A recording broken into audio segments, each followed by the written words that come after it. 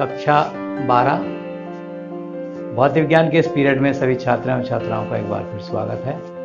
आज फिर परमाणु से संबंधित कुछ सूत्र बोर के सिद्धांत के अनुसार हाइड्रोजन परमाणु सदृश परमाणु के इलेक्ट्रॉन के सूत्र हैं, तो उनके बारे में जानते हैं। आइए देखते हैं।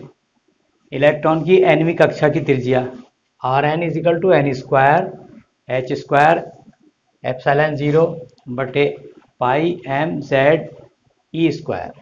यहाँ h जो है वो प्लांक कांस्टेंट है, यानी या Rn समानुपाती किसके हो गया n स्क्वायर, बाकी सारी संख्याएं कांस्टेंट हैं।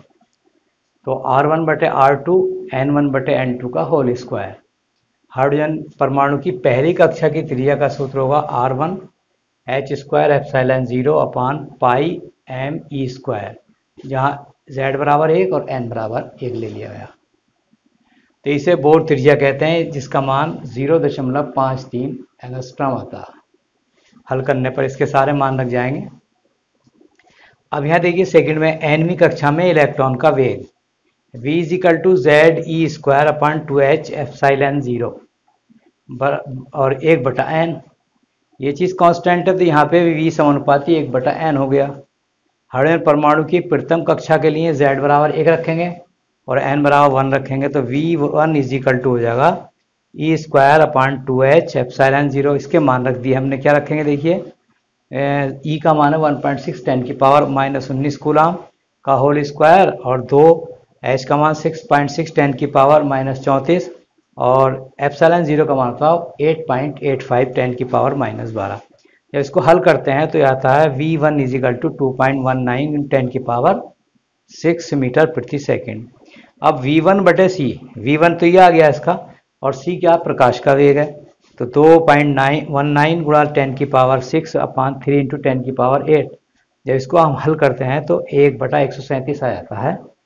तो यहाँ v1 बटे c जो है को सूक्ष्म संरचना नियतांक कहते हैं। अब देखिए थर्ड है, इसमें nवीं कक्षा में इलेक्ट्रॉन की कुल ऊर्जा। देखिए E = mz square e⁴ 8 epsilon 0 का स्क्वायर और h स्क्वायर और ब्रैकेट में 1/n स्क्वायर। यहाँ आप देख रहे हैं कि ये सारी चीज़ें कांस्टेंट संख्याएं हैं, तो यहाँ भी क्या हो गया, E समानुपाती 1/n स्क्वायर के हो गई। चौथा, इलेक्ट्रॉन के E2 स्तर ऊर्जा स्तर से E1 ऊर्जा स्तर में संक्रमण के कारण उत्सर्जित विद्युत चुंबकीय तरंगों की आवृत्ति।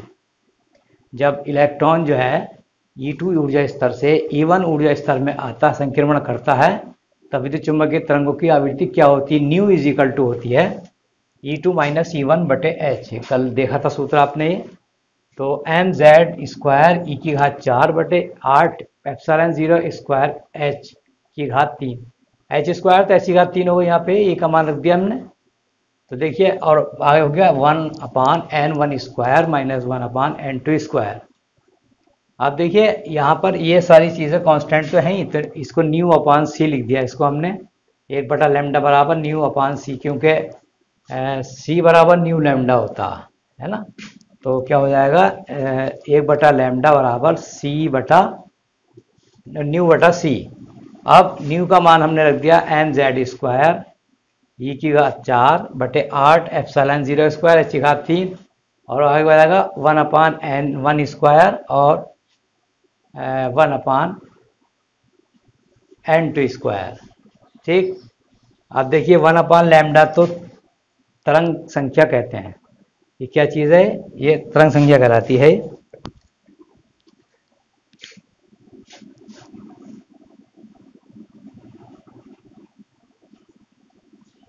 वो तरंग संख्या कहते हैं, तथा me⁴ बटे एप्सिलॉन 0 स्क्वायर ch⁻3 ch और है यहाँ पे h⁻3 बराबर नियतांक।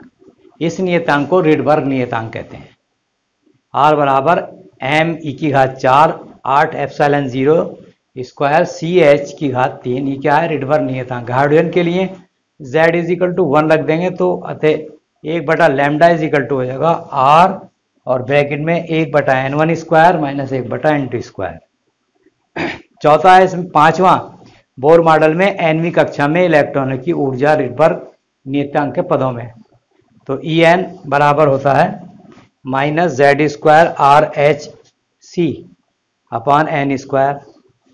ये रिडबर्ग नियतांक था ना हमने, ये वाला, ये आर, ये तो ये हो जाएगा आपका हाइड्रोजन परमाणु के लिए Z इजिकल टू 1 रख दें तो E n equal to minus R H C n की Z की जगह 1 रख देंगे बटे एन स्क्वायर या माइनस 13.6 बटे एन स्क्वायर इलेक्ट्रॉन वोल्ट, ये इसका मान आ जाता। तो आज के पीरियड में बस इतना ही, कल फिर कुछ नए टॉपिक के साथ उपस्थित होंगे। Thank you.